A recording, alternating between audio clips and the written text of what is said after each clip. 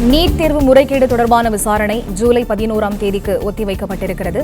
வினாத்தாள் கசிவால் பயனடைந்தவர்களை கண்டறிய முடியும் என்றால் மறுதேர்வு நடத்த தேவையில்லை என்றும் தலைமை நீதிபதி அறிவித்திருக்கிறார். இது தொடர்பான முழு விவரங்களை வழங்க காத்திருக்கிறார் எமது செய்தி ஆசிரியர் மகாலிங்கம் அவரிடம் பேசலாம். வணக்கம் சார், விவரங்களை பதிவு செய்யுங்க. வணக்கம். நீட் தேர்வு முறைகேடு புகார் குறித்து 38 வழக்குகளை விசாரித்த உச்சநீதிமன்றம் ஒரு இடைக்கால உத்தரவை பிறப்பித்திருக்கிறது. அதில் விரிவான விசாரணை நடத்த வேண்டும் என்ற உத்தரவில் குறிப்பிடப்பட்டிருக்கிறது.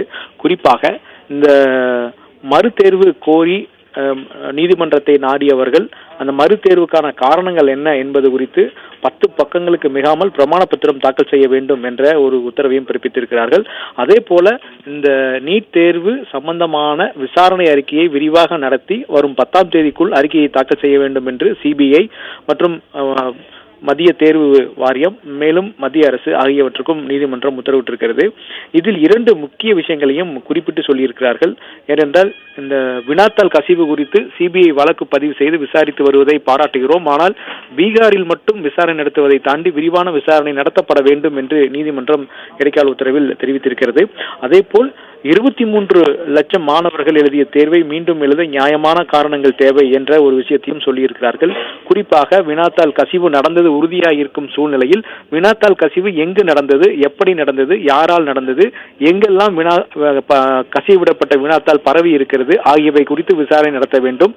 வினாத்தாள் கசிவால் பலனடைந்த மாணவர்கள் யார் யார் என்பது குறித்து அறிக்கை அளிக்கவும் உத்தரவிட்டிருக்கிறது. குறிப்பாக இந்த வினாத்தாள் கசிவு குறித்து உரிய விசாரணை நடத்தி அவர்களை இந்த முறையிலிருந்து விடுவிக்கப்பட்டால், அதாவது தவறு செய்தவர்களை கண்டறிந்தால் மீண்டும் தேர்வு நடத்துவதை தவிர்க்கலாம். ஒருவேளை அதற்கு வாய்ப்பில்லை என்றால் மறுதேர்வு நடத்த வேண்டிய அவசியம் எழும் என்ற ஒரு கருத்தையும் நீதிபதிகள் சொல்லியிருக்கிறார்கள். அது மட்டுமல்லாது இதுபோன்று மீண்டும் ஒரு முறைகேடு நடப்பதை தடுக்கும் வகையில் நிபுணர்கள் அடங்கிய உயர்மட்ட குழுவை அமைக்க வேண்டும் என்று தலைமை நீதிபதி தற்பொழுது சொல்லியிருக்கிறார். ஒருவேளை உயர்மட்ட குழு அமைக்கப்பட்டிருந்தால் அதன் விவரங்களை தாக்கல் செய்யுமாறும் குழுவில் ஏதேனும் மாற்றங்கள் கொண்டு வருவது குறித்து நீதிமன்றம் முடிவு செய்யும் என்றும் தற்பொழுது தலைமை நீதிபதி தெரிவித்திருக்கிறார். எனவே இந்த வழக்கு ஜூலை 11ஆம் தேதிக்கு ஒத்திவைக்கப்பட்டிருக்கிறது. 10ஆம் தேதிக்குள் மத்திய அரசு, மத்திய தேர்வு வாரியம் மற்றும் சிபிஐ ஆகிய அமைப்புகள் பதிலளிக்க வேண்டும் என்றும் உத்தரவு பிறப்பிக்கப்பட்டிருக்கிறது.